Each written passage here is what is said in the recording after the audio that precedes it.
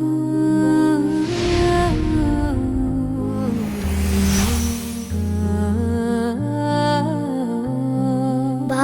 কি সুন্দর জামা!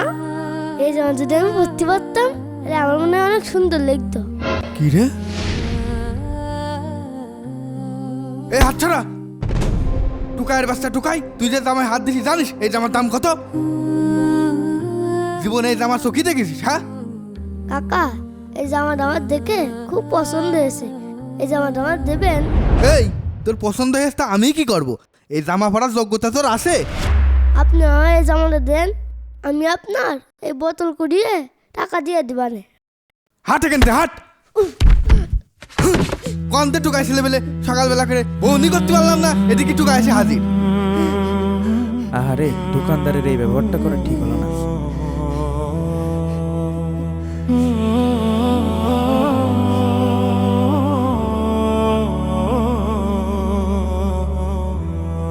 মনি দাঁড়াও, আমার সাথে আসো।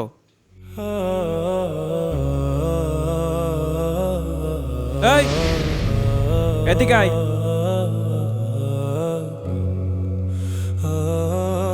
এই গেঞ্জিটা দে। আচ্ছা দিচ্ছি।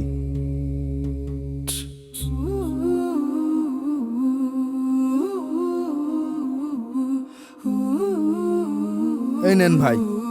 এই তোর এই জামার দাম কয় টাকা? 500 টাকা। এই নে ধর তোর 500 টাকা। কি ব্যাপার ভাই, মেলাক্ষণতে আপনার খারাপ ব্যবহার দেখছি। টাকা ছেলে মারলেন কি আপনি? তা কি হয়েছে? তোর কি সাস্তার বলে ডাকতে হবে?